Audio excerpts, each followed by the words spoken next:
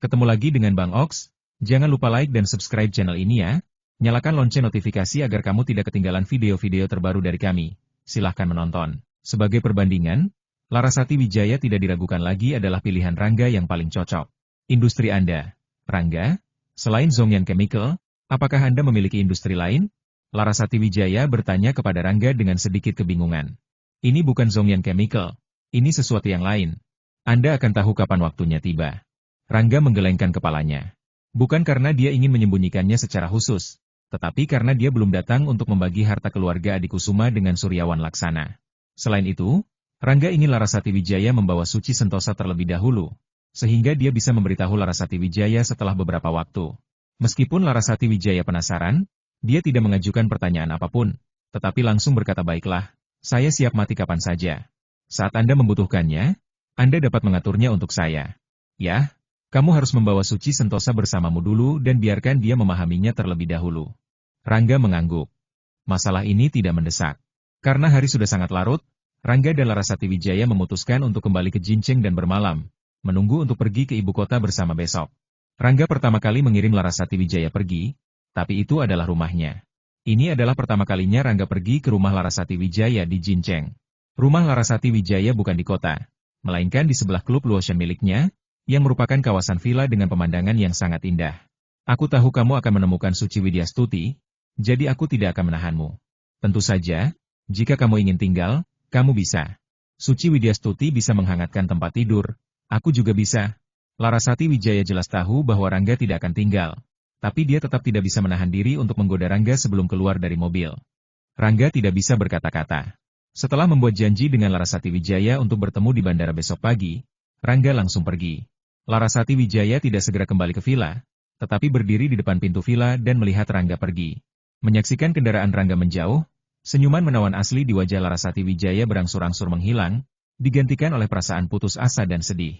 10 tahun? Larasati Wijaya bergumam pelan, dan ada sedikit senyum masam yang mencela diri sendiri di wajahnya. Alasan mengapa dia menambah waktunya menjadi 10 tahun hanyalah untuk memberikan dirinya alasan yang jujur untuk tetap bersama Rangga.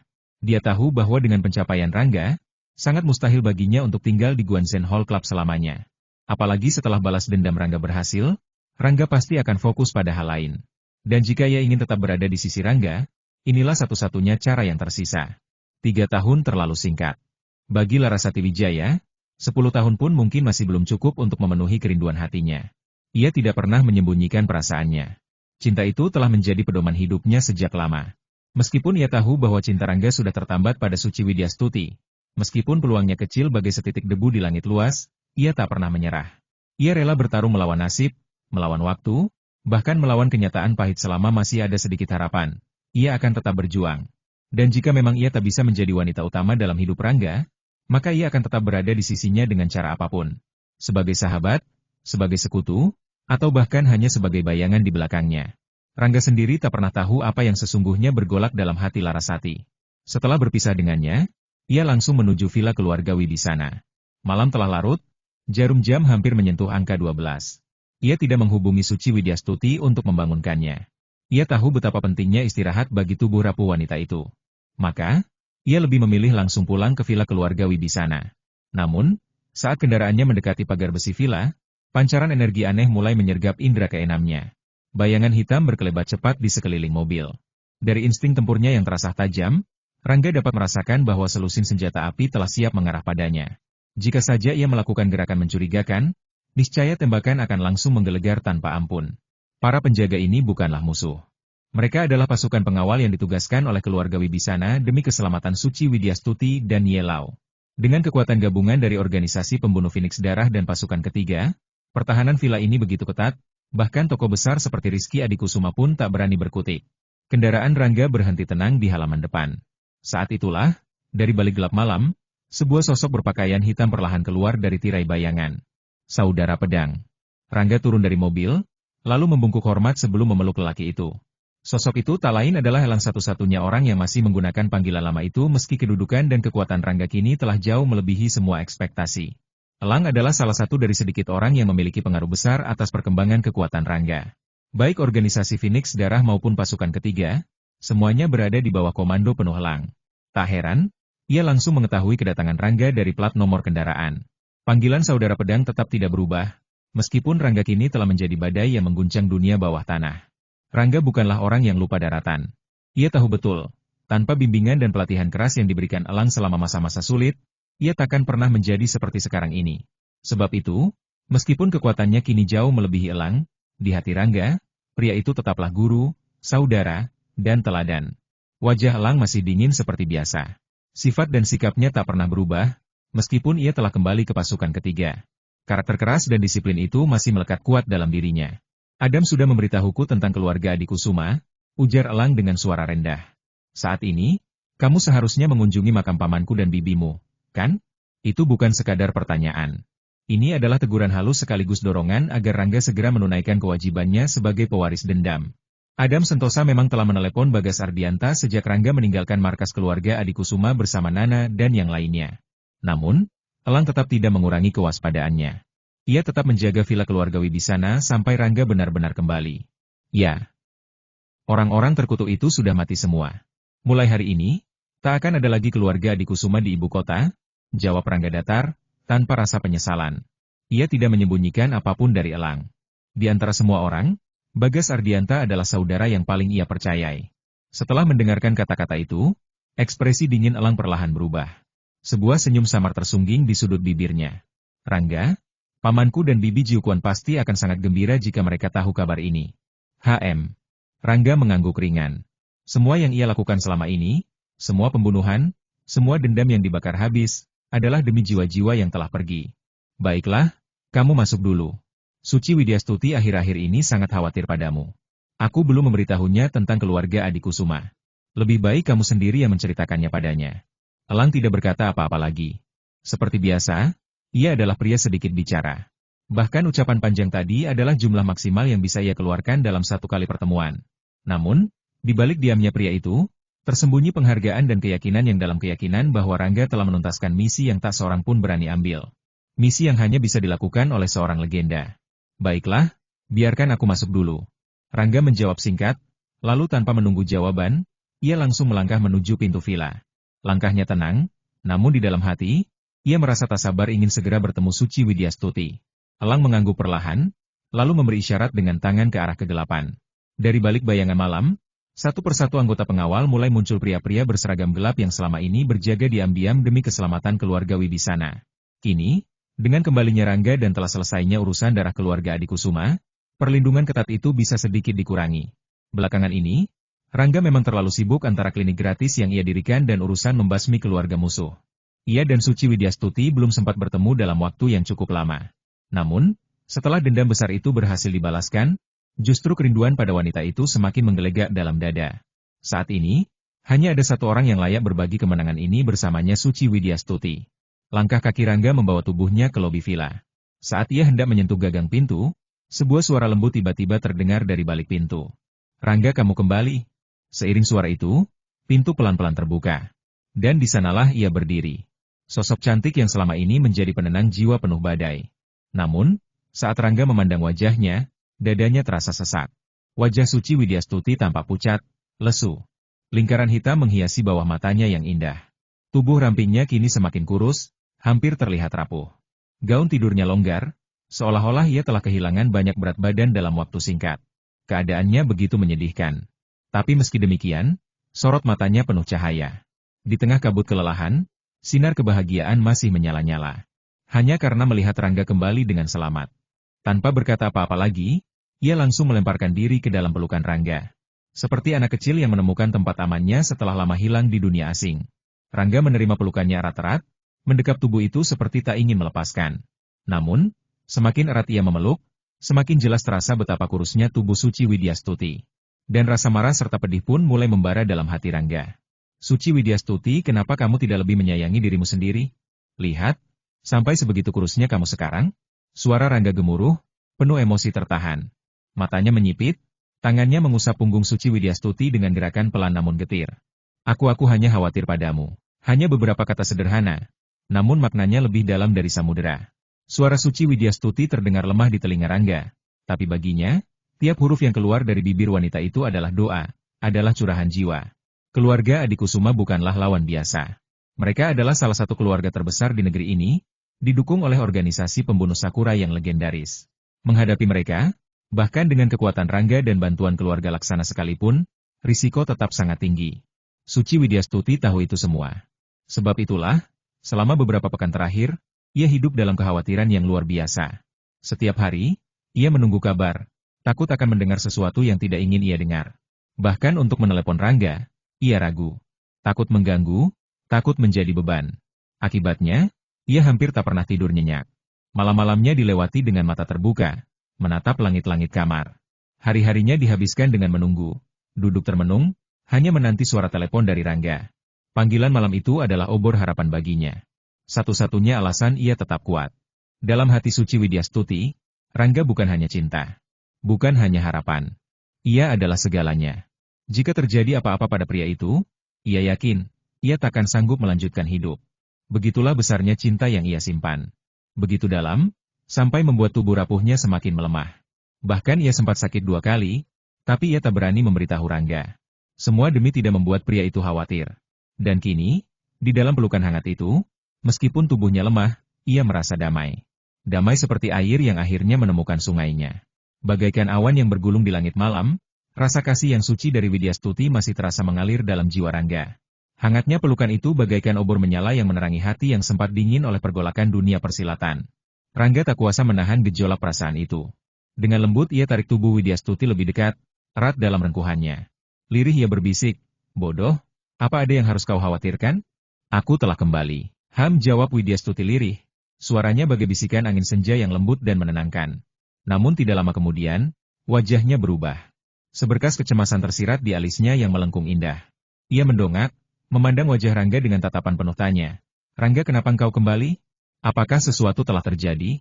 Bagaimana dengan keluarga Adi Kusuma?" Melihat sorot mata Widyastuti yang penuh harap dan cemas bercampur, Rangga menarik napas panjang.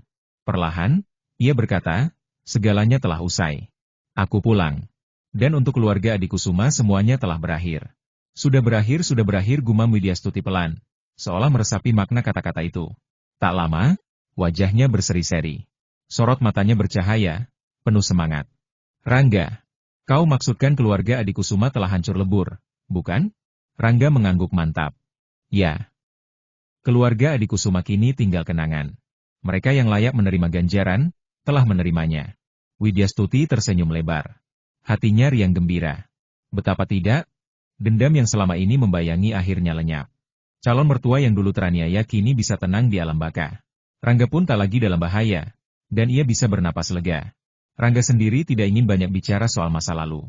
Tempat ini bukanlah tempat yang tepat untuk membahas segala urusan. Maka ia langsung berkata, "Ayo kita masuk. Bukan tempat untuk berbincang di sini." "Omong-omong, apakah kakek sudah tidur?" "Belum," jawab Widyastuti. "Kakek akhir-akhir ini susah tidur malam hari. Mari kita cari beliau bersama." Rangga mengerti. Tuan Wibisana pasti gelisah menantikan kabarnya. Biasanya sang tua sudah beristirahat sebelum pukul 10. Namun saat ini, jam 12 malam telah lewat. Setelah 1 malam menginap di villa keluarga Wibisana, pagi buta Rangga dan Widyastuti telah siap berangkat menuju bandara. Elang yang menjemput mereka dengan mobil hitam besar. Reuni singkat itu tentu saja membuat Widyastuti sedih harus berpisah. Hatinya enggan melepas kepergian Rangga. Bahkan ia sempat berkeinginan untuk ikut ke ibu kota. Namun niat itu langsung ditolak oleh Rangga. "Kau harus istirahat dulu beberapa hari," ucap Rangga lembut namun tegas. "Setidaknya pulihkan badanmu yang kurus ini." Jadwal Rangga memang padat. Selain harus membagi aset keluarga Adi Kusuma dengan Suryawan Laksana, acara pembukaan klinik gratis berikutnya juga semakin dekat. Hampir tidak ada waktu luang baginya minggu ini. Lagi pula, jika bukan karena urusan penting itu, ia tak akan buru-buru kembali ke ibu kota hari ini. Semalam, Rangga telah menceritakan segalanya kepada Widyastuti. Termasuk setengah dari harta warisan keluarga Adi Kusuma yang kini menjadi miliknya, serta urusan Larasati Wijaya. Hanya satu hal yang tak ia ceritakan, perjanjian rahasia selama 10 tahun dengannya. Ia tidak ingin Widyastuti kesepian di ibu kota tanpa dirinya. Maka atas permintaan Rangga, Widyastuti diminta untuk tetap tinggal di rumah selama seminggu, di bawah pengawasan Tuan Wibisana. Widyastuti mengerti maksud Rangga. Ia tak memaksa apapun. Meski hati kecilnya ingin selalu berada di sisi Rangga, pada akhirnya ia rela menuruti keinginan kekasihnya itu. Dan begitulah, Rangga berangkat ke ibu kota dengan langkah tegak, meninggalkan Widyastuti yang tetap tinggal di Jinceng. Di sanalah ia akan menunggu, dengan sabar, sampai Rangga kembali menjemputnya. Larasati Wijaya tiba di bandara lebih awal, sebelum Rangga menyusul. Tiket pesawat sudah tergenggam erat dalam genggamannya. Jika waktunya tiba, ia bisa langsung terbang ke ibu kota tanpa perlu menunggu. Hubungan antara Suci Widyastuti dan Larasati Wijaya, meskipun tidaklah sedekat sahabat karib, tetapi jauh melampaui sekadar kenalan biasa. Kedekatan itu tercipta karena jasa-jasa Larasati terhadap Guansen Hall Club, yang membuat Suci merasa sangat berterima kasih. Adapun soal hubungan antara Rangga dan Larasati Wijaya, Suci tak pernah mempermasalahkannya. Ia adalah wanita bijak yang paham benar bahwa rasa khawatir hanya akan menimbulkan dugaan-dugaan tak penting. Jika sesuatu memang harus terjadi, maka sia-sialah segala kekhawatiran yang dilakukan. Dan jika suatu hari nanti Rangga berubah hati, maka dengan tenang ia pun akan melepaskannya. Cinta Suci pada Rangga lahir karena kesetiaan dan dedikasi lelaki itu padanya, yang dapat dirasakan oleh hati nuraninya. Namun, bila Rangga berubah menjadi laki-laki cabul yang tak tahu diri, maka cintanya akan ia pendam jauh di dasar hati. Sifatnya takkan pernah seperti wanita lemah lainnya yang rela melakukan apa saja demi mempertahankan lelaki yang telah berpaling. Saat bertemu dengan Larasati Wijaya, waktu keberangkatan tinggal 10 menit lagi. Sebelum naik ke pesawat, Rangga menjabat tangan Suci Widyastuti dengan lembut seraya berkata, "Oke, Suci Widyastuti, aku pamit dulu. Aku akan naik pesawat. Jagalah dirimu baik-baik." Jawab Suci pelan sambil mengangguk perlahan. Ia berdiri termenung, menyaksikan Rangga dan Larasati Wijaya bersama-sama memasuki jalur boarding, hingga akhirnya pesawat yang mereka tumpangi terbang menghilang di balik awan. Di dalam kabin kelas 1 yang nyaman, Larasati Wijaya membuka percakapan dengan nada ingin tahu. "Kukira dia akan ikut ke ibu kota bersamamu, tapi ternyata kau tidak membawanya." Sejujurnya, dalam hati kecilnya, Larasati merasa iri pada Suci Widyastuti. Betapa beruntungnya wanita itu bisa merebut cinta Rangga yang begitu tulus dan setia. Apalagi sifat lembut dan ketenangan Suci semakin membuatnya terkesan. Meski enggan mengakuinya, Larasati sadar, seandainya ia seorang pria, maka Suci adalah sosok ideal yang akan ia cari sebagai istri. Sedangkan dirinya sendiri mungkin lebih cocok menjadi seorang kekasih. Tidak ada penolakan dalam diri Larasati atas gelar kekasih itu. Sayangnya, bunga yang jatuh karena dihempas angin tidak pernah memilih. Air yang mengalir juga tidak pernah mengenal belas kasihan. Rangga diam 1000 bahasa mendengar pertanyaan itu. Setiap wanita memang mudah digoda oleh bisikan hati, apalagi soal urusan asmara. Tapi Rangga bukanlah jenis lelaki yang suka menjawab pertanyaan-pertanyaan pribadi semacam itu. Melihat diamnya Rangga, Larasati Wijaya mendengus pelan, matanya berputar-putar menahan rasa kesal. Namun, ia sudah terbiasa dengan sikap dingin dan tertutup Rangga. Dengan cepat, ia mengalihkan pembicaraan.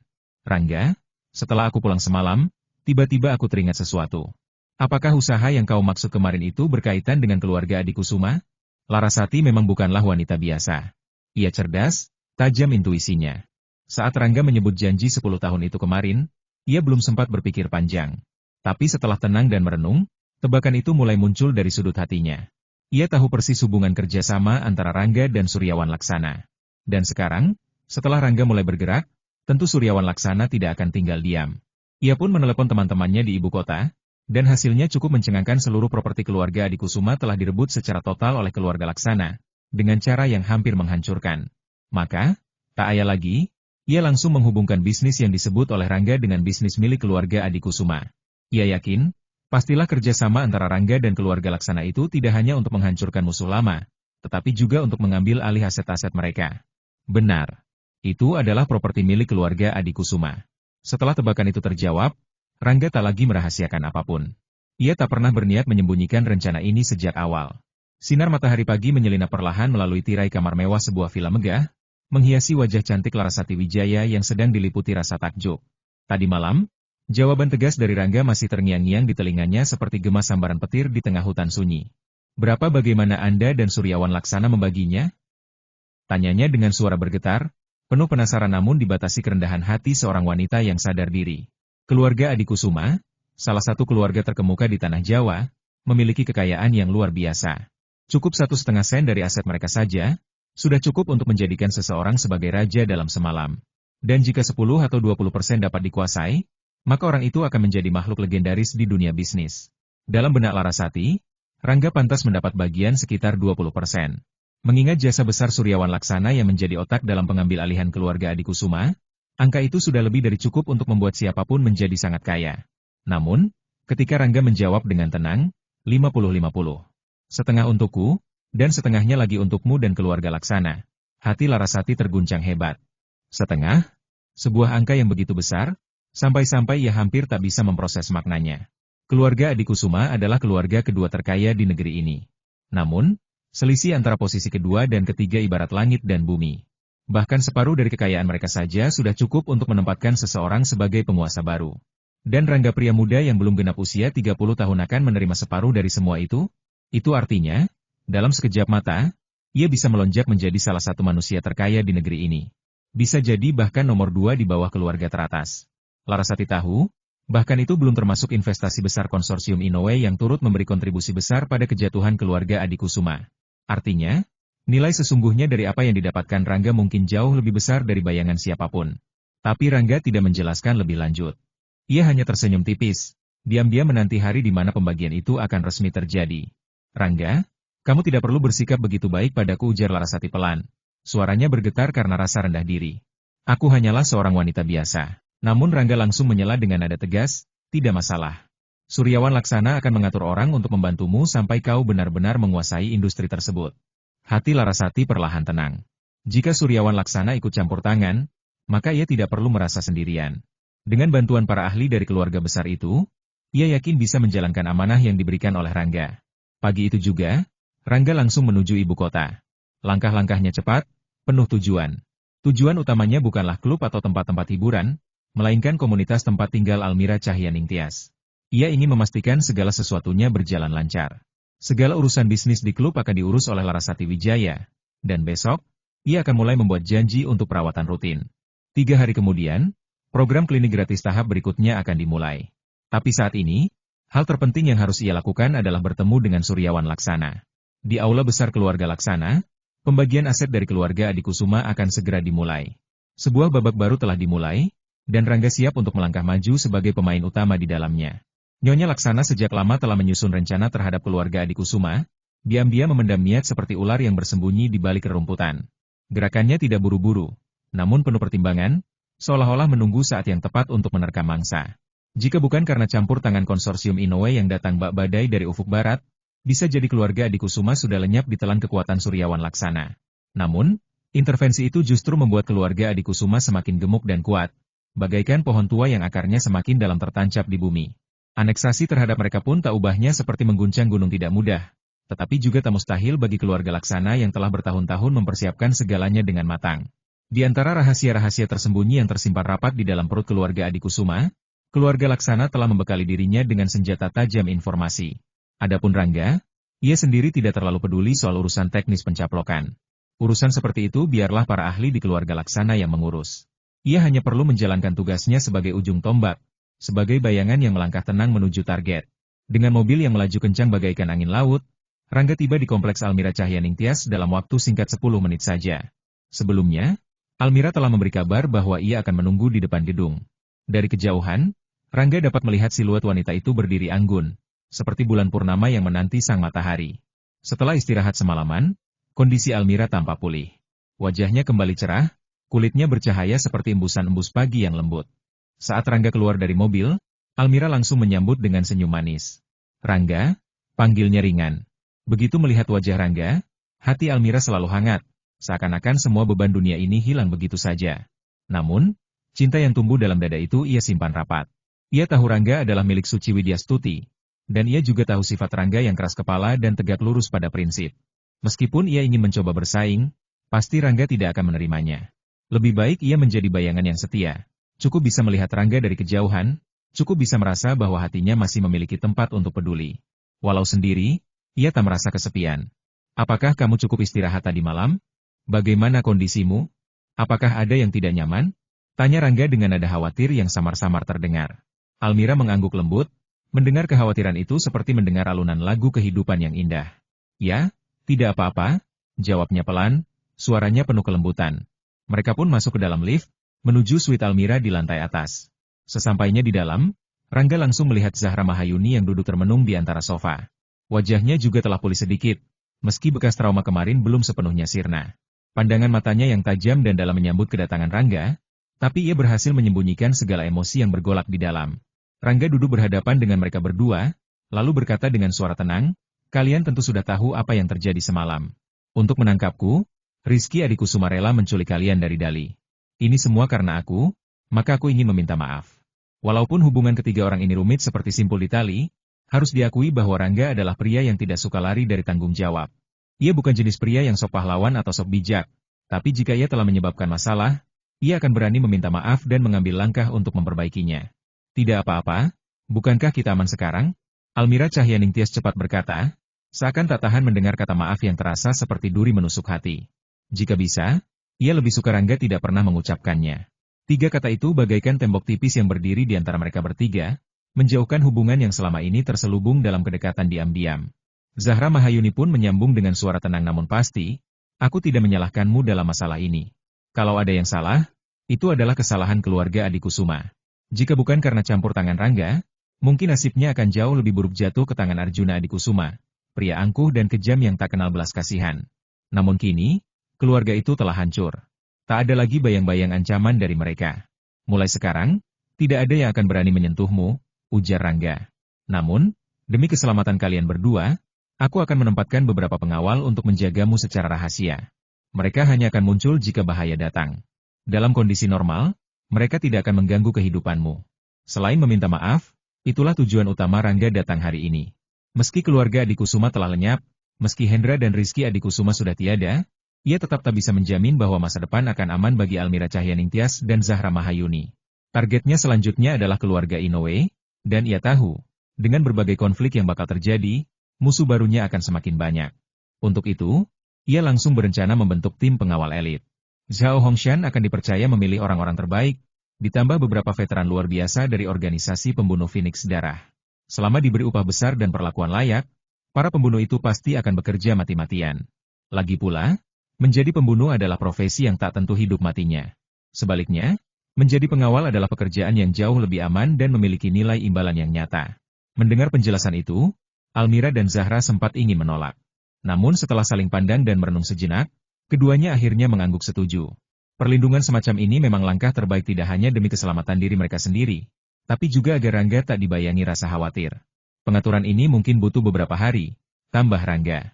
Kalau tidak ada halangan, kalian bisa tinggal di ibu kota dulu. Setelah semuanya siap, kalian bebas pergi kemana saja. Sikapnya sungguh serius. Rangga tidak pernah main-main soal keselamatan orang-orang yang ia pedulikan. Ia tidak akan gegabah dalam memilih pengawal, apalagi menyerahkan nyawa orang lain pada tangan yang tidak dapat diandalkan. Zahra mengangguk pelan, lalu berkata, baiklah. Aku dan Sister Almira memang sedang berencana meninggalkan Dali. Kami bisa istirahat dulu beberapa hari di sini. Ya, aku juga sudah membuat janji dengan Bramantio untuk makan malam hari ini, timpal Almira Cahyaningtyas. Sudah lama kami tidak bertemu. Bramantio memang kini lebih banyak tinggal di klub. Karena kelelahan usai kembali kemarin, Almira belum sempat menghubunginya. Baru hari ini ia bisa menelepon. Rangga termenung sejenak, lalu berkata, kalau begitu, biarkan aku ikut serta. Malam ini kita makan bersama. Tempatnya akan kupilih sendiri, dan aku yang akan menjemput kalian nanti. Makan malam itu bisa sekaligus menjadi permintaan maafnya. Apalagi dengan kehadiran Bramantio, ia tak perlu cemas akan suasana yang canggung atau emosi yang melonjak. Setelah segala sesuatunya disepakati, Rangga tidak berlama-lama di tempat Almira. Ia langsung berangkat menuju Villa Suryawan Laksana. Di sana, Suryawan sudah menunggunya. Keduanya memang telah membuat janji. Keluarga Adikusuma hampir sepenuhnya jatuh. Perpecahan yang panjang dan darah yang tumpah selama ini akan segera berakhir.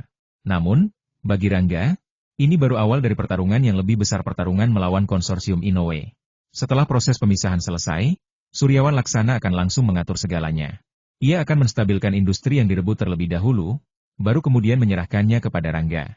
Rangga sendiri menantikan hal ini dengan tenang namun penuh harap. Karena, begitu pembagian harta keluarga Adikusuma selesai, kekayaan bersihnya akan melonjak naik bakilat di langit malam, bukan sekadar berlipat ganda 1 atau 2 kali, tetapi pasti lebih dari 100 kali lipat. Dengan jalan yang sudah dikenal baik, mobil Rangga melaju cepat menuju Villa Suryawan Laksana. Di sana, seperti biasa, Suryawan telah menunggu di gerbang villa, berdiri tegak seperti batu karang di tepi samudera. Suryawan Laksana tidak pernah mengabaikan sopan santun hanya karena hubungan mereka semakin akrab. Ia selalu memperlakukan Rangga dengan hormat dan penuh penghargaan, seakan menyambut seorang raja muda yang sedang dalam perjalanan naik tahta. Tuan, akhirnya Anda sampai juga, sapanya dengan senyum lebar saat melihat Rangga keluar dari mobil. Namun tak lupa ia menyelipkan candaan khasnya. Oh, ngomong-ngomong, izinkan saya menyambut calon orang terkaya di negeri ini lebih dulu. Hahaha, lelucon itu dilontarkannya ringan. tetapi maknanya tajam seperti pedang bermata dua. Jika dibicarakan soal siapa yang terkaya saat ini, jawabannya jelas adalah Suryawan Laksana. Keluarga Laksana sejak dulu merupakan keluarga nomor satu di wilayah ini. Setelah mencaplok separuh aset keluarga Adikusuma, kekuatan ekonomi mereka pun melonjak tinggi bagaikan naga yang melesat dari jurang. Meski Rangga juga akan mendapatkan separuh dari bisnis yang direbut, masih ada jurang besar antara dirinya dan Suryawan Laksana. Untuk saat ini, Suryawan tetap sebagai nomor satu, sedangkan Rangga hanya bisa menjadi nomor dua. Namun, siapapun tidak boleh meremehkan potensi Guansen Hall Club di masa depan termasuk Suryawan Laksana sendiri. Terlebih lagi, dengan modal setengah dari kekayaan keluarga Adikusuma, bukan mustahil suatu hari nanti Rangga akan mampu melampaui bahkan Suryawan Laksana. Di balik kata-kata itu, entah ada maksud lain atau tidak, hanya waktu yang bisa menjawab. Jika Nyonya Laksana memberi jalan sesuai rencana, maka Rangga, sang calon orang terkaya di negeri ini, bisa saja menjadi kenyataan. Dan pada saat itu, seluruh kekayaan keluarga Laksana pasti akan menjadi mahar bagi Nadine Laksana. Si Xuan, apakah kamu berniat menunggu untuk dilampaui olehku? Tanya Rangga sambil tersenyum tipis. Dengan hubungan yang sudah akrab seperti sekarang, ia tak perlu banyak basa-basi lagi. Suryawan Laksana tertawa pelan, sikapnya tetap tenang seperti air danau di pagi hari. Tidak masalah. 30 tahun di Hedong, 30 tahun di Heksi. Keluarga Laksana sudah lama duduk di posisi ini. Selama Anda bisa melampaui saya sama sekali tidak keberatan. Memang benar, uang hanyalah angka. Yang lebih penting bagi Suryawan Laksana adalah warisan keluarga dan generasi penerus yang tangguh. Hoho Rangga hanya tersenyum, belum mau berkomentar lebih jauh. Ia bahkan tidak suka mendengar istilah orang terkaya yang terlalu vulgar. Kekayaan sejati tidaklah perlu diumbar-umbar. Kelompok orang terkaya di dunia justru hidup dalam bayang-bayang, tanpa pernah muncul ke permukaan. Seperti keluarga Laksana dan keluarga Adikusuma. Nama mereka tidak pernah tercatat dalam daftar orang kaya manapun, tetapi aset mereka jauh melebihi gabungan 10 orang terkaya dalam daftar itu. Itulah kekayaan sejati. Keluarga semacam ini tidak mengejar ketenaran murahan, tetapi kekuasaan, pengaruh, dan warisan yang abadi. Popularitas palsu justru akan menjadi beban dan ancaman. Dalam ruang kerja luas dan megah milik Suryawan Laksana, Rangga dan Suryawan duduk saling berhadapan di kedua sisi sofa empuk. Di antara mereka terbentang meja rendah yang penuh dengan dokumen, diagram kekayaan, dan secangkir teh hangat yang mengeluarkan aroma samar kayu cendana. Pertemuan dua pria perkasa ini bukan sekadar pertemuan bisnis, tapi awal dari babak baru babak perebutan kekuasaan dan pengaruh yang lebih besar.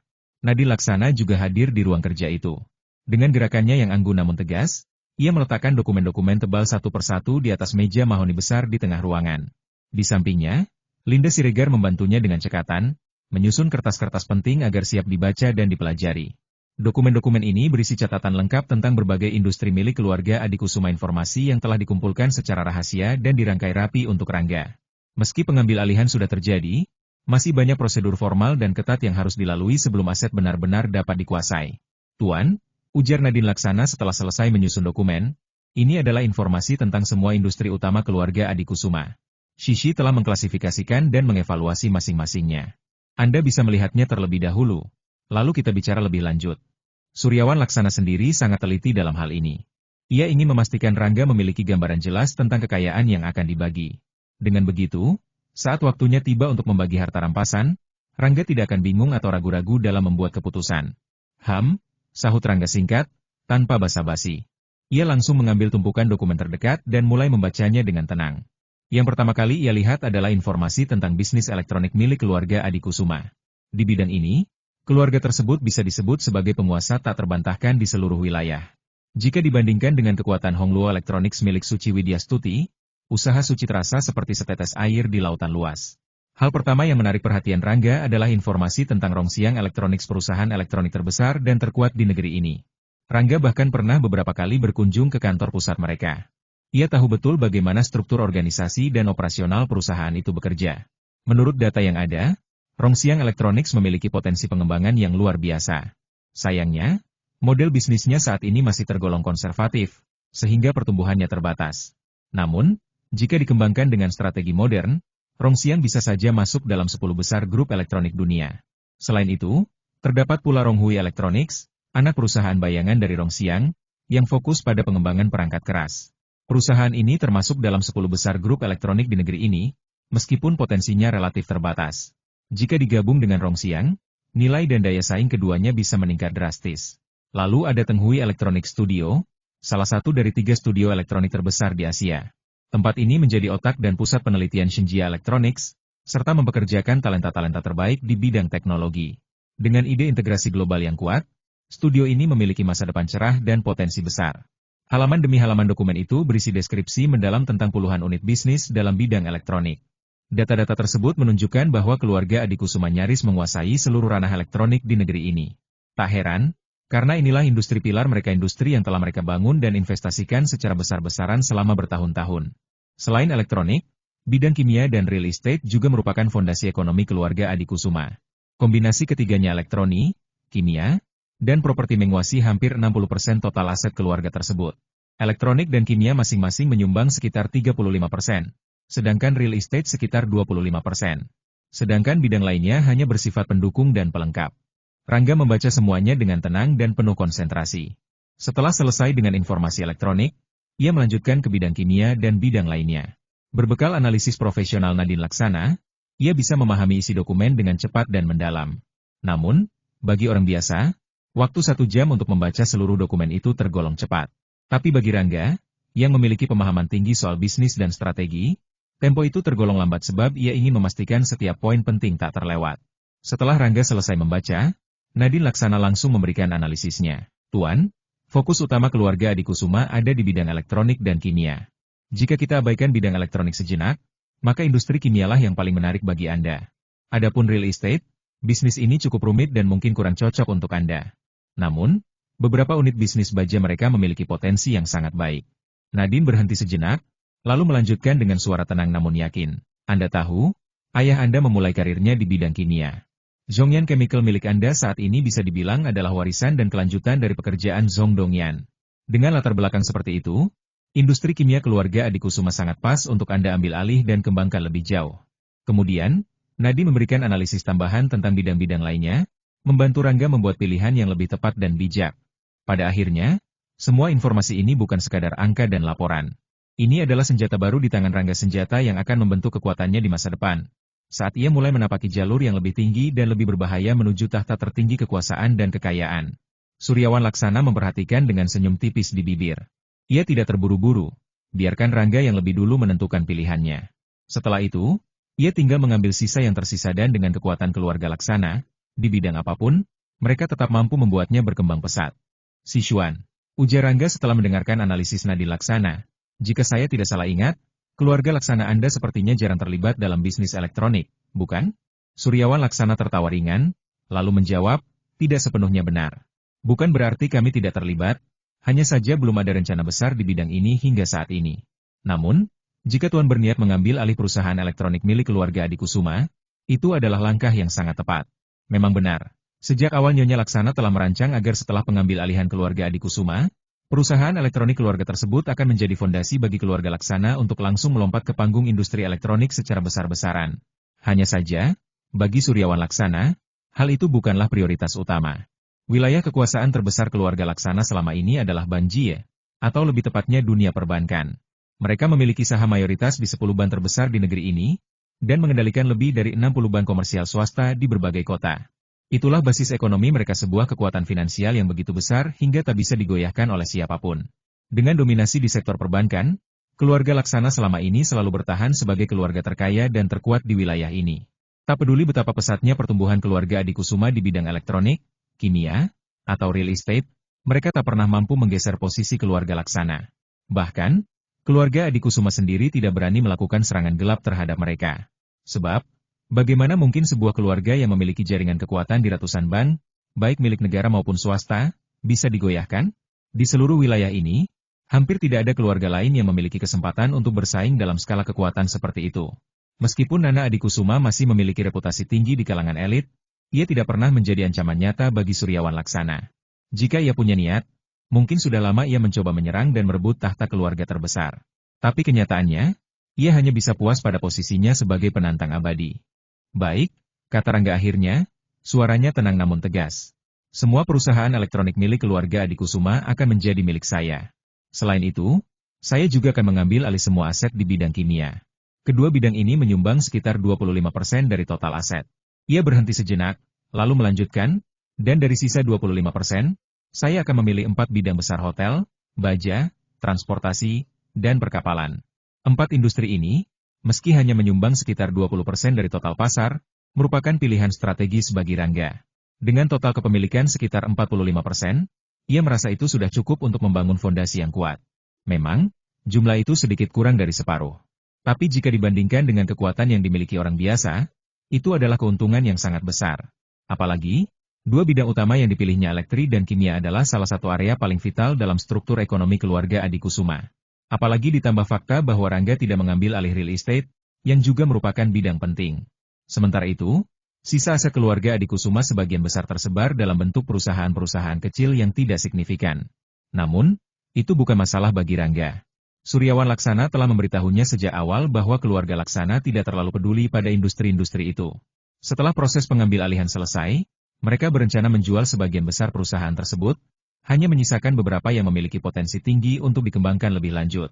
Keluarga Laksana akan menggunakan hasil penjualan itu untuk terus memperkuat dominasi mereka di sektor perbankan, sebuah siklus kekuatan yang terus berputar tanpa henti.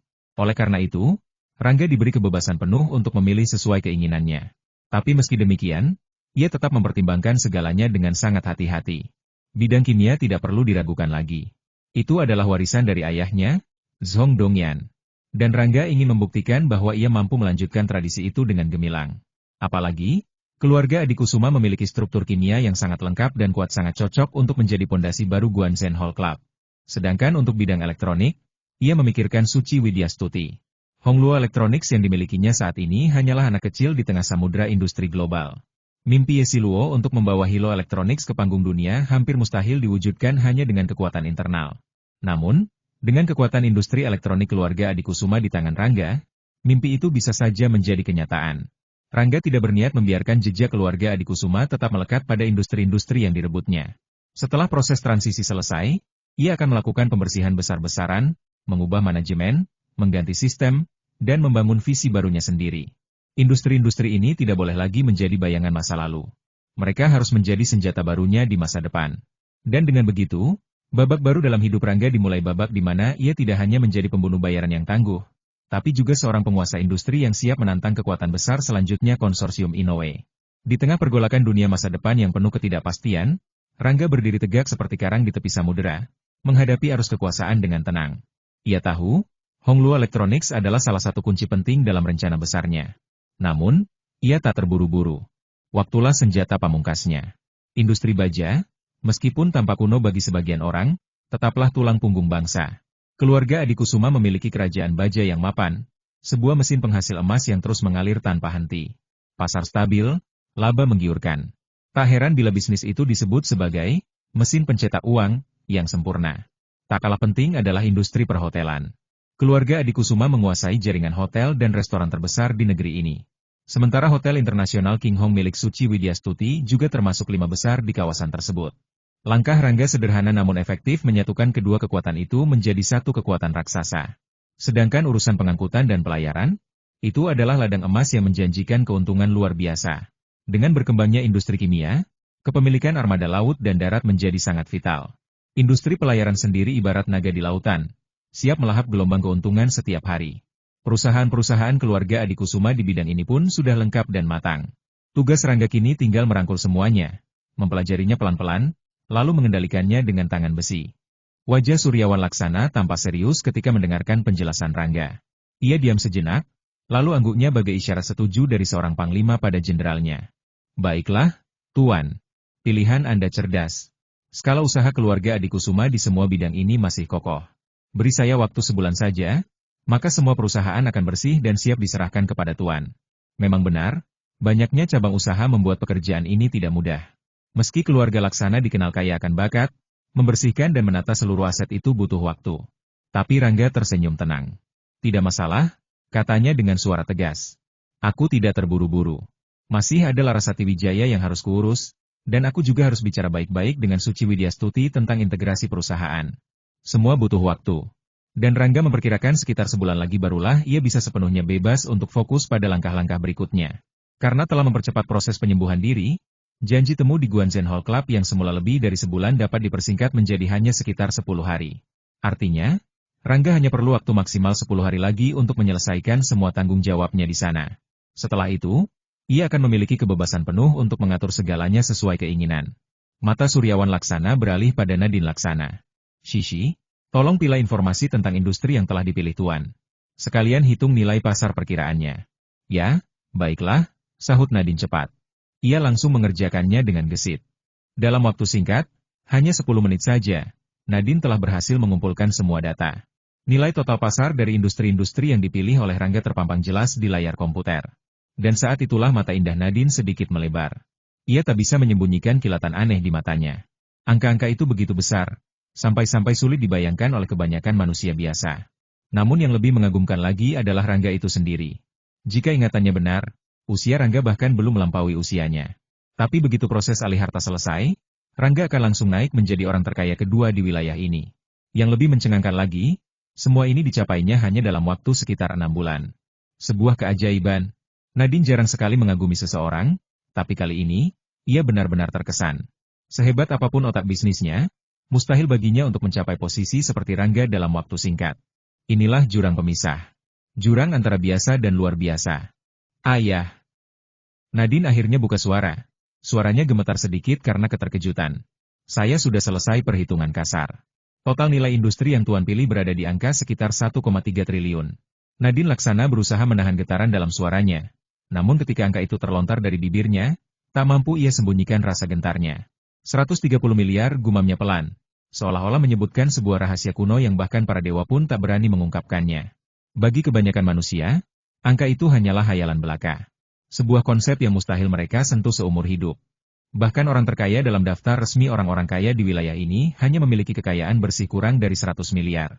Namun separuh dari kekayaan keluarga Adikusuma saja sudah melampaui semua itu. Inilah wujud kekuatan sejati.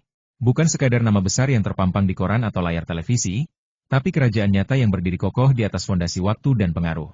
Meski tidak pernah menunjukkan seluruh kekayaannya, jika suatu saat keluarga ini membuka cadangan harta mereka, dunia pasti akan terperanjat. Memang benar nilai pasar itu bukanlah uang tunai yang bisa langsung dibawa lari. Tapi bagaimanapun juga, Rangga tinggal 1 bulan lagi untuk menjadi salah satu dari segelintir manusia yang berhak menyandang gelar triliuner. Mendengar angka itu, Rangga termenung sejenak. Ia memang menduga bahwa separuh warisan keluarga Adikusuma akan sangat besar, tetapi ia tak pernah membayangkan akan sedahsyat ini. Kekayaan yang begitu maha dahsyat hingga membuat hati bergidik. Namun, Rangga tahu betul bahwa kekayaan sebesar ini bukanlah hasil dari usaha murni keluarga Adikusuma semata. Pastilah konsorsium Inoue telah membayar harga mahal untuk membangun kekaisaran ini. Dan kini, semua itu akan jatuh ke tangannya. Di sisi lain, Suryawan Laksana dan Linda Siregar saling pandang. Mereka berdua tahu, meskipun kelompok finansial milik keluarga Laksana jauh lebih besar dari angka ini, mendengar jumlah tersebut tetap saja membuat napas tertahan. Sekilas, mata mereka beralih pada Rangga. Pandangan mereka beda tipis. Linda Siregar menatap Rangga dengan tatapan ibu mertua yang melihat calon menantunya. Makin lama makin disukainya pemuda itu. Wajahnya tenang, matanya penuh keyakinan. Jiwa pemimpin yang sempurna. Sedangkan Suryawan Laksana melihat lebih jauh. Matanya seperti melintasi waktu, memandang masa depan yang belum terjadi. Dengan industri keluarga Adikusuma sebagai landasan, dan Guanzen Hall Club sebagai senjata pamungkasnya, Rangga akan menjadi badai yang tak terbendung. Ia yakin, industri-industri itu akan mencapai kemajuan yang lebih menakjubkan di tangan Rangga. Bahkan Suryawan mulai meragukan posisinya sendiri. Jika diberi waktu 10 tahun lagi, siapa tahu Rangga tak akan menyalip posisi keluarga pertama di negeri ini? Apalagi dengan potensi mengerikan dari Guanzen Hall. Semua itu bukan mustahil. Namun, bahkan Suryawan Laksana tak sadar bahwa ia masih terlalu rendah dalam menilai ambisi Rangga. Jika rencana pemuda itu berhasil, maka waktu yang dibutuhkan untuk menjadi keluarga terbesar di wilayah ini bukanlah 10 tahun tapi jauh lebih singkat. Bahkan, bukan hanya keluarga terbesar di sini, tapi mungkin juga di seluruh Asia. Kekayaan sebesar itu biasanya cukup untuk membuat siapapun kehilangan akal sehatnya. Tapi Rangga tetap tenang. Seperti gunung yang tak goyah oleh badai. Ia tersenyum ringan, lalu berkata dengan suara datar, sepertinya panen kali ini lumayan juga. Jiwanya tetap dingin. Hatinya tetap stabil. Bagi seorang pengemis, 1 juta adalah surga. Bagi Rangga, 1,3 triliun hanyalah langkah awal menuju ambisi yang jauh lebih besar. Dari nada bicaranya yang tenang dan sikapnya yang tak tergoyahkan, Nadine Laksana tak bisa menyembunyikan rasa herannya. Ia tak habis pikir, ada berapa banyak orang di dunia ini yang bisa tetap santai menghadapi kekayaan sebesar itu? Mungkin hanya 1, mungkin hanya Rangga. Dan hal inilah yang membuat rasa penasarannya terhadap Rangga semakin membara. Sebab, di matanya, Rangga adalah lelaki sempurna yang sulit ditemukan cacatnya. Wajah tampan, jiwa karismatik, tekad baja, kesabaran luar biasa, bakat medis yang langka, cinta yang mendalam dan setia, semua itu ditambah dengan kekayaan yang hanya dimiliki oleh segelintir manusia di bumi ini. Segala keistimewaan itu terkumpul dalam diri Rangga. Baik dari dalam maupun luar, Nadine Laksana tak dapat menemukan celah sedikit pun. Nadine Laksana merasakan perasaan aneh yang tak bisa ia jelaskan. Seolah-olah semua ini hanyalah mimpi belaka. Namun, kenyataannya begitu nyata hingga membuat rasa ingin tahunya semakin menggebu. Ia ingin tahu lebih dalam tentang Rangga. Apakah pemuda itu benar-benar manusia sempurna seperti yang tampak di matanya? Dan yang lebih penting lagi, bagaimana mungkin seseorang seperti Rangga bisa mencapai semua ini? Pertanyaan-pertanyaan itu terus berputar di benak Nadine. Namun Rangga dan Suryawan Laksana tidak menyadarinya. Mereka terlalu sibuk dengan urusan bisnis mereka. Tapi Linda Siregar, ibunya sendiri, justru memperhatikan segalanya. Ia melihat jelas kilatan rasa tertarik di mata putrinya ketika Nadine menatap Rangga. Dan hal itu membuat hati Linda Siregar hangat. Bahkan ia tersenyum kecil dalam diam. Sebenarnya, sejak lama Linda sudah memiliki rencana. Ia ingin mencari kesempatan untuk membuka mulut Nadine. Ingin tahu apakah putrinya itu tertarik pada Rangga atau tidak. Juga ingin memastikan apakah Nadine akan menerima pengaturan dari Nyonya Laksana, pengaturan yang telah direncanakan sejak lama oleh keluarga. Awalnya, Linda khawatir watak Nadine yang keras kepala dan mandiri akan langsung menimbulkan penolakan.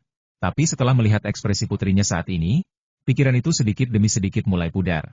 Tampaknya, semua itu bukanlah mustahil lagi. Berpikir demikian, Linda Siregar pun membuat keputusan dalam hati. Setelah Rangga pergi, ia akan segera berbicara dengan Nadine.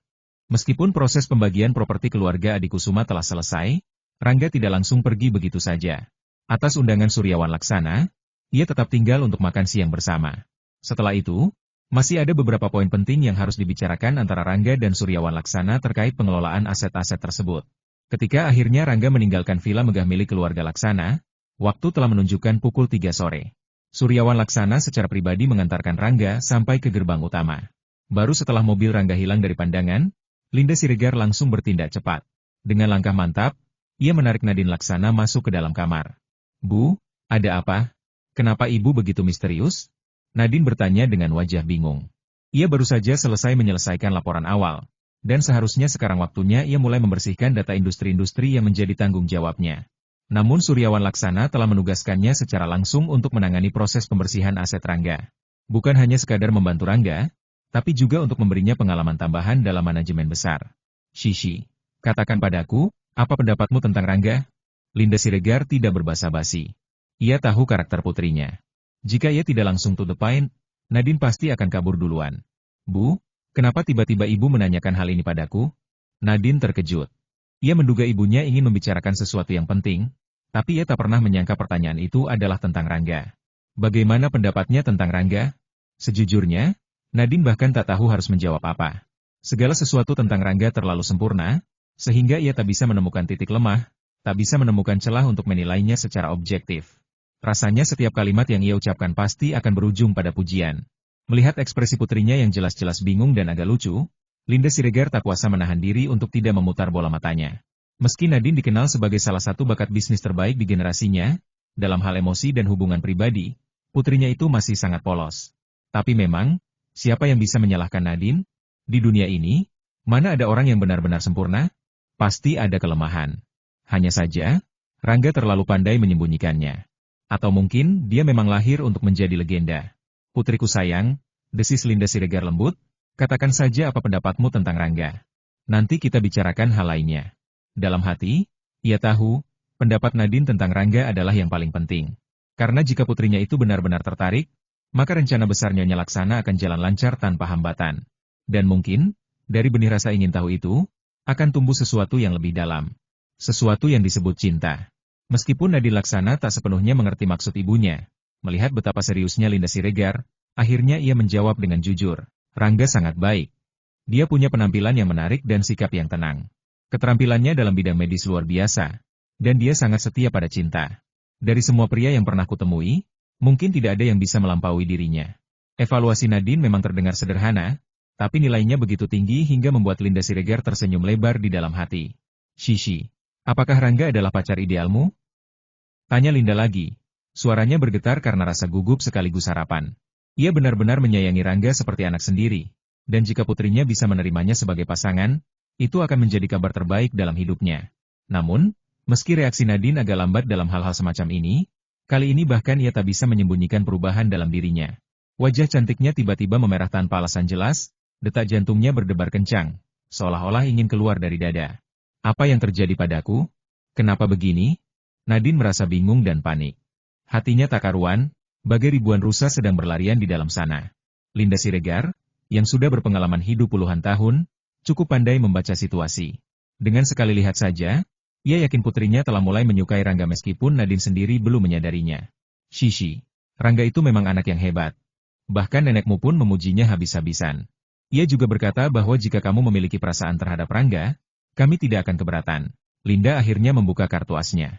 Namun, ia tak langsung menyebut soal hubungan rumit antara Rangga dengan dua wanita. Lebih baik biarkan Nadine memutuskan segalanya sendiri, tanpa dipaksa. Mama, Nadine merasa kepalanya pening. Segala sesuatunya terjadi terlalu cepat. Hatinya kacau balau, seperti disambar angin topan. Tepat saat itulah sebuah rasa takut tiba-tiba menyelinap masuk ke dalam hatinya. Melihat peluang emas, Linda Siregar terus menekan. Shishi, dengarkan Mama. Di dunia ini, hampir mustahil menemukan pemuda secemerlang Rangga. Jika kamu melepaskannya, aku khawatir kamu akan menyesal seumur hidup. Bu, tolong berhenti bicara. Nadine buru-buru memotong, karena pikirannya benar-benar kacau. Rangga sudah punya pacar, dan dia sangat mencintainya. Bagaimana mungkin aku bisa bersamanya? Itu adalah alasan pertama yang muncul dalam benaknya karena panik. Tapi mungkin juga, itu adalah pikiran paling jujur yang ia miliki saat ini. Bagaimana kalau Rangga sebenarnya tidak punya pacar? Linda bertanya langsung, matanya tajam menatap putrinya. Aku. Nadine tak tahu harus menjawab apa. Bu, aku masih banyak pekerjaan. Aku pergi dulu. Malam ini aku tidak akan pulang untuk makan malam. Pikiran pertama yang muncul di benak Nadine Laksana adalah melarikan diri. Ia langsung berlari keluar ruangan, meninggalkan kalimatnya yang belum selesai. Linda Siregar tidak mencoba menghentikannya. Beberapa hal sudah cukup terungkap hari ini, dan awal yang baik pun sudah cukup untuk memicu sesuatu yang lebih besar. Hanya beberapa menit kemudian, sebuah mobil Audi RS6 putih melesat keluar dari gerbang villa dengan suara mesin rendah namun penuh tenaga. Ban-bannya menyapu aspal dengan gesit, lalu perlahan tapi pasti, kecepatannya meningkat tajam. Mobil itu adalah kendaraan pribadi Nadine Laksana. Jika dilihat dari sifatnya yang unik, tak heran ia memilih mobil seperti ini. Berbeda dari kebanyakan wanita muda yang tertarik pada merek-merek eksotis seperti Ferrari atau Porsche, Nadine lebih menyukai performa tinggi tanpa harus menarik perhatian berlebihan. Audi RS6 Coupe yang dikendarainya saat ini adalah contoh sempurna bagi orang biasa. Mungkin hanya tampak seperti sedan elegan biasa. Tapi bagi mereka yang paham, mereka tahu bahwa mobil ini bisa dengan mudah mengalahkan supercar manapun di jalanan lurus. Di dalam kabin, Nadine memegang kemudi erat-erat, wajahnya masih merona. Hatinya kacau, pikirannya penuh. Kini, ia justru terlihat sangat lemah dibandingkan sikap dingin dan tegas yang selama ini selalu ia tunjukkan. Tidak mungkin aku bisa bersamanya. Dia sudah punya pacar. Lagi pula, aku bukan tipe wanita yang akan merusak hubungan orang lain. Apalagi, Rangga itu sangat setia pada cinta. Bagaimana mungkin dia direbut oleh orang lain? Pasti tidak mungkin, sama sekali tidak mungkin. Berbagai pikiran terus bermunculan, bagai ombak yang tak henti-hentinya menghantam pantai. Dalam diam, Nadine seolah tengah melakukan hipnosis pada dirinya sendiri, terus menolak semua kemungkinan yang baru saja disinggung oleh ibunya. Ia bahkan tak sadar bahwa kakinya secara alami menekan pedal gas semakin dalam, membuat kecepatan mobil naik drastis. Jarum speedometer bergerak cepat. 80100120. Dalam hitungan detik saja, kecepatannya telah melampaui 100 km. Jalanan menuju Villa Suryawan Laksana memang lebar dan sepi. Tak ada rintangan yang menghalangi lajunya. Hanya angin malam yang mendesing pelan di sela-sela desiran mesin. Seperti juga jalannya mobil, pikiran Nadine berputar tak karuan. Meskipun ia mencoba menyangkal segalanya, sedikit harapan tetap saja mencuat di sudut hatinya yang paling dalam. Apa aku akan sangat bahagia jika bisa bersamanya? Dia begitu tulus, begitu peduli, jika memang bisa. Begitu pikirnya, matanya sedikit berkilat, penuh bayangan impian yang bahkan ia sendiri tak menyadarinya. Setidaknya, satu hal yang ia sepakati dengan ibunya meskipun banyak pemuda hebat di dunia ini, tak ada satupun yang bisa benar-benar menandingi Rangga. Baik dari segi keterampilan medis yang langka, maupun kekayaan yang kini mencapai angka triliunan, Rangga benar-benar berada di luar nalar manusia biasa. Memang benar, beberapa pewaris keluarga bangsawan Eropa mungkin memiliki warisan lebih besar, tapi kekayaan itu semua turun-temurun. Sedangkan Rangga, dalam waktu kurang dari setengah tahun, berhasil membangun kerajaannya sendiri dari nol. Yang lebih penting lagi, Yang sebenarnya membuat Nadine terpikat bukanlah keterampilan medisnya atau hartanya. Yang ia sukai adalah sikap Rangga yang tulus ketika membuka klinik gratis ketika ia rela meluangkan waktu, tenaga, dan pikiran untuk membantu orang-orang yang bahkan tak ia kenal. Tidak hanya Nadine yang melihat hal itu, hampir semua orang bisa merasakannya. Hanya orang dengan hati yang murni dan jiwa yang tulus yang bisa sampai pada level dedikasi seperti itu. Dan itulah yang, tanpa Nadine sadari, mulai menyentuh hatinya. Namun, tidak, aku tidak boleh berpikir demikian. Tidak sama sekali. Aku ini Nadine Laksana, jelas bukan orang yang mudah larut dalam angan-angan kosong. Nadine Laksana kembali menepis bisikan hatinya sendiri. Meskipun ada harapan samar yang masih tersimpan di sudut sanubari, rasa harga diri yang tinggi akhirnya menguatkan keyakinannya. Perlahan, sorot matanya pun menjadi lebih tajam dan jernih seperti semula. Namun ketika pandangannya tertuju pada pemandangan di luar jendela mobil yang seolah terbang bagai burung layang dengan kecepatan mengerikan, jantungnya mendadak berdebar keras. Tanpa sadar ia menginjak rem dan memandang takometer di depannya. 195. Hanya gangguan sesaat, tetapi pada titik itu, Audi RS6 yang memiliki tenaga liar bak naga terlepas ini telah mencapai kecepatan hampir 200 km per jam. Dan tepat di depan, kurang dari 20 meter, sebuah tikungan tajam membentang tikungan 120 derajat yang mengancam. Meski Nadine sudah mulai menginjak rem lebih awal, refleksnya sedikit terlambat. Jarak pengereman pada kecepatan setinggi itu pastilah jauh melebihi 20 meter. Dengan gerakan cepat, Nadine memutar kemudi ke samping, berusaha belok tajam mengikuti naluri. Namun semua terlambat. Ia hanya sempat mendengar suara desis rem yang menusuk telinga. Lalu tubrukan keras menggema. Mobil yang dikemudikannya menabrak pagar pembatas jalan masuk dengan benturan mengguncang bumi. Tabrakan hebat itu membuat bodi mobil rusak parah. Bagian kanan hancur berkeping-keping, seolah diremukkan oleh cakar iblis. Di dalam kabin, segala kantuk udara meledak hampir bersamaan. Nadine Laksana langsung kehilangan kesadaran saat benturan terjadi.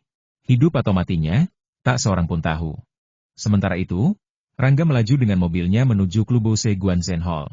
Setelah persoalan properti berhasil dinegosiasikan, tentu saja langkah pertama yang harus dilakukan adalah menyapa Larasati Wijaya. Suryawan Laksana telah memberikan persetujuan bahwa dalam waktu 1 bulan, seluruh aset tersebut akan resmi berpindah tangan ke tangannya. Artinya, waktu persiapan bagi Larasati Wijaya tinggal sekitar sebulan saja. Sebulan memang bukan waktu panjang, namun bagi Rangga, cukup untuk segala persiapan.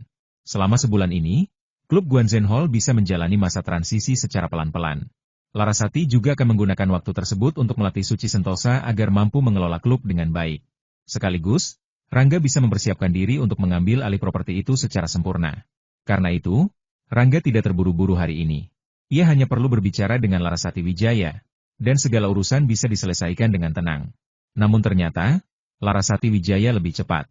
Begitu Rangga tiba di klub Guanzen Hall, ia mendapati Larasati Wijaya sudah mulai memberikan pelajaran dan pengalamannya kepada Suci Sentosa tentang cara mengelola klub. Adapun soal rencana pengambil alihan, Rangga belum menyampaikannya kepada Suci Sentosa. Belum tahu bahwa Rangga berencana menyerahkan klub Guanzen Hall kepadanya, Suci Sentosa dengan senang hati menerima kesempatan belajar ini sebagai anugerah. Rangga, kenapa kamu datang hari ini?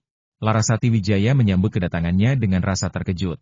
Ia mengira Rangga baru akan datang besok, tapi nyatanya pria itu muncul lebih cepat dari dugaan. Sementara itu, mata Suci Sentosa juga tertuju pada Rangga. Di wajah manisnya tersungging senyum lembut yang sulit disembunyikan. Ada kilasan kegembiraan di balik kedipan matanya yang indah. Namun, kegembiraan itu bukan karena ia senang melihat Rangga. Melainkan karena semalam ia telah kembali ke rumah Su dan mendengar langsung dari Adam Sentosa bahwa balas dendam Rangga telah berhasil. Karena itulah, hatinya riang seperti burung yang lepas dari sangkar. Gembira luar biasa karena darah Rangga telah terbalaskan. Rangga langsung duduk di antara sofa empuk dengan sikap tenang. Lalu berkata, ada beberapa hal yang ingin saya bicarakan dengan Anda. Ngomong-ngomong, saya juga ingin membicarakan Jingi mengenai rencana untuk mengambil alih posisi Anda. Ambil alih posisi Kakak Larasati? Suci Sentosa mengerat-kerat pandangan, sedikit terkejut mendengarnya. Tujuannya datang ke klub Guanzen Hall memang sederhana selain ingin menimba ilmu pengobatan lebih dalam. Ia juga ingin tetap berada dekat dengan Rangga. Adapun soal menggantikan posisi Larasati Wijaya, sama sekali belum pernah terlintas dalam pikirannya. Benar. Jingi, Larasati mungkin akan meninggalkan klub dalam waktu sekitar sebulan lagi. Jadi, saya harap kamu bersedia mengambil alih tanggung jawab itu dan membantu saya mengelola klub Guanzen Hall. Bagaimana? Dengan tegas Rangga menyampaikan maksudnya. Ia menegaskan bahwa selama ini, selain Larasati Wijaya, satu-satunya orang yang paling ia percayai di klub itu adalah Suci Sentosa. Sementara Bramantio, meskipun memiliki bakat tinggi dalam bidang medis, Jauh dari kemampuan yang dibutuhkan untuk mengelola sebuah klub besar seperti Guanzhen Hall. Singkat kata, Bramantio belum pantas mengemban tugas itu. Bukankah klub ini selama ini berjalan lancar? Mengapa kakak Larasati harus pergi? Suci Sentosa tidak langsung memberi jawaban, malah bertanya dengan rasa heran. Meskipun sudah cukup lama ia tidak aktif di klub, Suci Sentosa dapat merasakan betapa besar dedikasi Larasati Wijaya terhadap tempat itu melalui perasaan halus seorang wanita. Oleh karena itu, ia sulit membayangkan bahwa Larasati Wijaya akan meninggalkan tempat yang telah dicintainya dengan segala jerih payahnya. Itu permintaan saya. Saya meminta Larasati Wijaya untuk pergi. Saya punya beberapa bisnis lain yang membutuhkan orang untuk mengelolanya, dan saya ingin dia membantu saya terlebih dahulu. Penjelasan Rangga begitu lugas. Oh begitu ya, meski Suci Sentosa tak tahu bisnis apa yang dimaksud oleh Rangga, setidaknya penjelasan itu cukup membuatnya memahami situasi. Dan pada saat yang sama, ia akhirnya mengerti mengapa Larasati Wijaya mendadak mulai membagikan ilmu manajemen kepadanya. Jingi, bagaimana?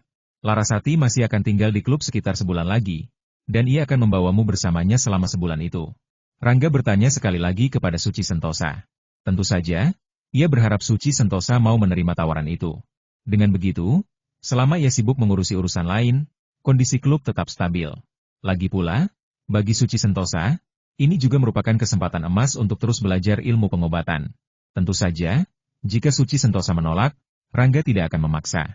Ia hanya akan mencari kandidat lain ketika waktunya tiba. Suci Sentosa tidak serta-merta memberi jawaban. Namun setelah berpikir sejenak, ia mengangguk lembut seraya berkata, "Kalau begitu, biarkan saya mencoba dulu." Saat mengucapkan kata-kata itu, ia sempat melirik ke arah Rangga sekali lagi, dan sorot mata yang aneh tersirat samar di balik pandangannya yang lembut. "Terima kasih, Jingi." Wajah Rangga terlihat lega. Lebih baik lagi jika Suci Sentosa bersedia menerimanya. "Tidak apa-apa. Saya hanya ingin memanfaatkan kesempatan ini untuk belajar lebih banyak ilmu," ujar Suci Sentosa sambil tersenyum ringan. Sebenarnya, ia tidak ingin Rangga sampai berterima kasih padanya. Melihat Rangga dan Suci Sentosa telah selesai berbicara, Larasati Wijaya yang sejak tadi diam saja akhirnya ikut bertanya, "Rangga, apakah kamu sudah selesai bernegosiasi dengan Suryawan Laksana?" Larasati Wijaya sebenarnya sudah menebak-nebak dari pembicaraan tadi. Apalagi angka 1 bulan yang disebut oleh Rangga sangat mirip dengan jangka waktu yang disepakati dalam pembicaraan mereka sebelumnya. "Baiklah, si Xuan dan aku telah mencapai kesepakatan. Dari seluruh industri keluarga Adikusuma, aku akan mengambil alih sektor elektronik dan kimia." Rangga menyatakan pilihannya dengan singkat, tanpa basa-basi. Tidak ada alasan baginya untuk menyembunyikan sesuatu di sini. Ia mempercayakan segalanya kepada Suci Sentosa dan Larasati Wijaya. Keduanya adalah orang-orang yang dapat dipercaya. Apalagi bagi Larasati Wijaya, sebagian besar tanggung jawab atas pengelolaan aset-aset ini kelak akan diserahkan kepadanya. Tong, ting, ting, ting. Istirahat dulu bosku.